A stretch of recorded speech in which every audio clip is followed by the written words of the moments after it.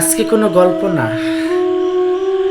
আজকে কিছু আমার লাইফের সত্য কথা। যেমন কিছুক্ষণ আগে ঘটে গেল, আমার ফোনে একটা ফোন আসছে। তো নাম বলবো না, যেহেতু সে মেয়ে মানুষ, তার নাম বলবো না। তো আমাকে ফোন দিছে, হঠাৎ ফোন দিয়ে বলে যে আপনি কে।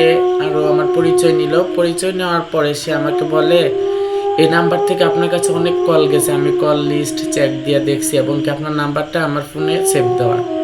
তো আমি বললাম আপনার ফোনে সেভ দেওয়া ফোনটা কার? আমার হাজবেন্ডের। তখন আমাকে বললো গো, আমি আপনাকে ধর্মের বোন বানাই, আপনি আমার হাজবেন্ডে ফোন দিলে কথা বললেন না, আপনি আমার সংসারটা ভাঙেন না।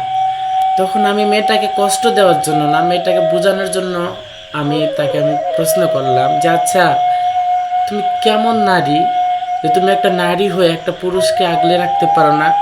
একটা পুরুষ সে একটা অর্ধনারীর কাছে, একটা থার্ড জেন্ডারের কাছে চলে আসে।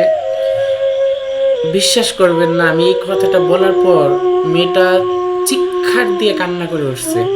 কয় বোন, আমরা আজকে 4 মাস ধরে রিলেশন করে বিয়ে করছি, আমার ফ্যামিলি এখনো ভালো করে মাইনাই নেয়নি, তারপরও ও আমাকে এখন থেকে কষ্ট দেওয়া শুরু করতেছে। বোন, পুরুষ মানুষ এমন বেইমানি।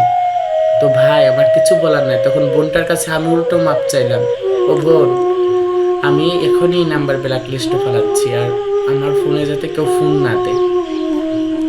তো এটাই বুঝি, পুরুষ তারা হাজার ভালোবাসা পেলেও এদিক ওদিক ঝোঁক যাবে। এটার নামই পুরুষ।